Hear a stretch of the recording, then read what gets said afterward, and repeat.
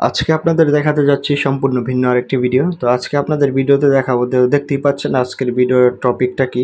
তো আজকের ভিডিও টপিকটা হচ্ছে আমরা ভাই ব্রাদাররা সবাই একসাথে থাকলে কি কি করি, সেটাই আজকে আপনাদেরকে দেখাবো। তো আসসালামু আলাইকুম, আশা করি সবাই ভালো আছেন। তো প্রথমে আমরা ঘুরতে গেলাম সবাই মিলে একসাথে। তারপর সবাই চিন্তা ভাবনা করলো আজকে ভর্তা পার্টি হবো, যেহেতু প্রচুর পরিমাণে গরম। এই গরমের মধ্যে কিন্তু একটা আরামের খাবারই কিন্তু ভর্তা। তো প্রচুর পরিমাণে রোদ এবং গরম, সেই জন্য আমরা আর দেরি না করে কাঁচামরিচ কাটা শুরু করছে রিয়াজ, তারপর ধনেপাতা, তারপর হচ্ছে আমরা প্রথমে পেয়ারা ভর্তা করে নিলাম। খুবই চমৎকারভাবে কিন্তু পেয়ারা ভর্তাটা বানাইছিল রিয়াজ। রিয়াজ কিন্তু ভর্তা খাওয়ার মধ্যে এক নাম্বার। তো দেখতেই পাচ্ছেন ভর্তাটা দেখে জিভের মধ্যে কিন্তু লোলা এসে পড়ছিল। আমিনুল ভাই চলে আসছে খাওয়ার জন্য।